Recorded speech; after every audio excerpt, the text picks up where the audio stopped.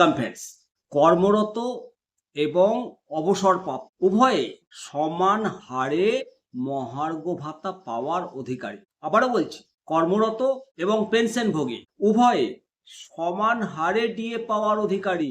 হ্যাঁ, ঠিক শুনছেন, একেবারে তাৎপর্যপূর্ণ পর্যবেক্ষণ জানিয়েছেন দেশের সর্বোচ্চ আদালত, মাননীয় সুপ্রিম কোর্ট। ক্রমবর্ধমান মুদ্রাস্ফীতির জেরে কর্মরত এবং অবসরপ্রাপ্ত পেনশনভোগী কর্মচারী, শিক্ষক শিক্ষিকা, ক্যান্টিন এড বিভাগের কর্মী উভয়েই সমস্যায় পড়েন।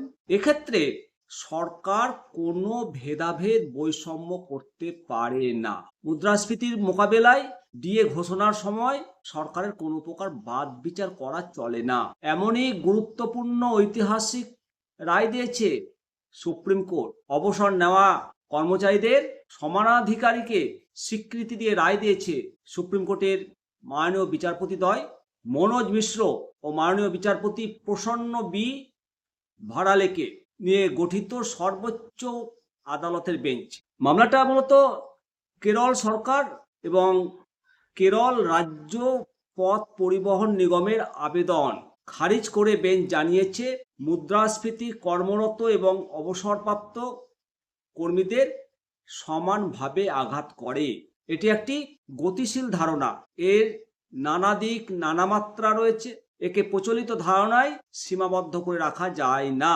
নিঃসন্দেহে অত্যন্ত ইতিবাচক দৃষ্টিভঙ্গি থেকে দেখলে সমানাধিকার বস্তুত স্বেচ্ছাচারিতা একে অপরের বিপরীত। একটি আইনের শাসন মেনে চলে, অপরটি চরম কর্তৃত্বের ইচ্ছা মর্জির ওপর চলে। রায়দানের সময় সুপ্রিম কোর্ট সংবিধানের 14 নম্বর অনুচ্ছেদের প্রসঙ্গ টেনেছে বেঞ্চ। 2021 সালে কেরল সরকার মুদ্রাস্ফীতি মোকাবিলায় কেরল পথ পরিবহন নিগমের কর্মীদের 14% ডিএ বৃদ্ধির সিদ্ধান্ত নিলেও পেনশনাররা মাত্র 11% ডিআর পেয়েছেন। তাদের জন্য 11% ঘোষণা করেছিল। কেরল হাইকোর্টে মামলা করেন অবসরপ্রাপ্ত কর্মীরা। এরপর সিঙ্গেল বেঞ্চ তাদের আবেদন বাতিল করে দেয়। ডিভিশন বেঞ্চে জয় হয় পেনশনারদের। তার বিরোধিতা করে সুপ্রিম কোর্টে যায় কেরল সরকার এবং রাজ্য পরিবহন নিগম, সেখানেই এই ঐতিহাসিক রায় দিয়েছে। যেহেতু সুপ্রিম কোর্টের রায় সারা দেশেই প্রযোজ্য, বর্তমানে ডিএর অধিকার আইনি অধিকারে পরিণত হয়েছে এবং ডিএর অধিকার মৌলিক অধিকার কিনা সেটা এখনো বিচার্য অবস্থায় রয়েছে। অবশ্যই মতামত দেবেন, ভালো থাকবেন।